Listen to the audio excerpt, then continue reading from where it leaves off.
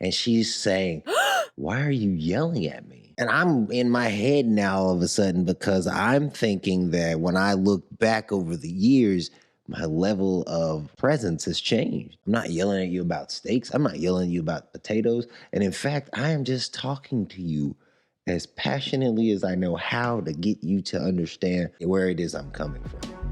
Today on the DC 360 podcast, we're going to talk about change and the steps that it requires to make it happen. And I can remember early in my relationship, that anger that we talked about, it expressed itself through things like my lady was chopping potatoes in the air. I got upset about it. She was washing the steak. I got upset about it. I was like, who washes steaks? And come to find out, I think you're supposed to wash your steaks. So like I was angry about things because I thought that was actually how I was supposed to relate to my lady. That's what it looked like to me. That's what my friends at the time were saying. And I was just oblivious completely to the fact that I was living in this thought-created bubble that just had anger written all over it. Everything in my life found a way to upset me.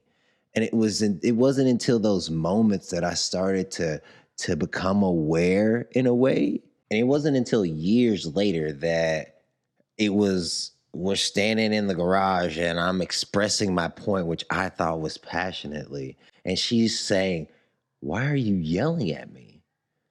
And I'm in my head now all of a sudden because I'm thinking that when I look back over the years, my level of presence has changed. I'm not yelling at you about steaks. I'm not yelling at you about potatoes. And in fact, I am just talking to you as passionately as I know how to get you to understand where it is I'm coming from. Little did I know that I was kind of in a bad space, low spirits when I went into the conversation. So of course things are going to look a little negative. But that sent me into my head. That sent me into like this spiral where all I could do was think about how I was being, and all I could do is feel the rub. It was a rub. It was like a real rub every time I would get angry about something. It was like, yo, you're not supposed to be angry. Yo, no, you're supposed to give that person grace. Yo. And it was this back and forth, this up and down. It was riding this roller coaster of change. It was crazy. I'm going to be honest with you. And then it was like the next stage was this like conscious awareness of the fact that I was being like this. And this is the part where like grace is actually the thing. So now we're years removed from talking about the stakes. We're actually months and years removed from, hey, like, why are you yelling at me? Even though I felt like I wasn't yelling. And it's like, am I going to ever get past this anger thing? Am I ever going to get over this hump? And it wasn't until my lady burnt some toast and instead of getting upset about it, I laughed about it. Did I begin to recognize that I had changed and didn't even notice I had changed? I was so worried about being upset the way I was upset in the past, being frustrated the way that I was frustrated the night where I'm talking passionately about how our relationship needs to change and how our relationship needs to go. And if you listen to any of my podcasts, what you know is when I recognize that these different emotions were essentially thoughts that I had continued to think over and over. And the more you think about a feeling, the more you're going to feel it, whether that's anger, whether that's jealousy, bitterness, despair, discouragement. I don't know. Whatever that is, you're going to feel more of that if you think about that more.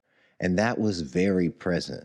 So when we look at the way change happens, and remember, I'm reading the relationship handbook. So I'm going back into my own experience and seeing stories in my own life where these things have actually occurred. And then I'm putting them in story and like working on my storytelling, but hoping for the best that maybe something in the story sparks something in you. At least a smile. How cool is that once we stop overthinking whatever it is. It may be years later, but we get over and past whatever that is. Not because we have wrestled with it and tried to use our willpower in order to make it happen. The reason why we're able to move past it effortlessly is because we have changed our relationship to the way we think about and see whatever that is in front of us. The reason why I no longer get angry at my lady is because it doesn't feel good. It's not the direction that I want to go. The reason why I struggled for so long with my children was because I thought that they needed to be a different way. The only way that I could get that to happen was for me to continue to push and push and push until one day I recognized that what if I tried what I'm doing in my relationship with my kids? What if I try what I'm doing with my kids, with my coworkers? What if I try that with my clients? And it just looks more and more true that whenever I have a low mood or a negative feeling or any of that stuff, it's just guiding me back to where my home base is, where I am in that moment. No more wrestling with it. Like if I get upset, like I get upset. I don't need that upset, that anger to spill over onto my partner, spill over onto my family. Like that's the difference. That's the change. It did happen. It took years, but it happened. And that's what oftentimes we don't hear about is the change takes time. The change itself happens in a second. Boom, I see something different. We don't give it enough credit. We'll talk about that on the next episode. Thank you guys for dropping in. I love you guys. This is fun, right? Like talking about relationships, reading this relationship handbook. Hopefully you picked it up.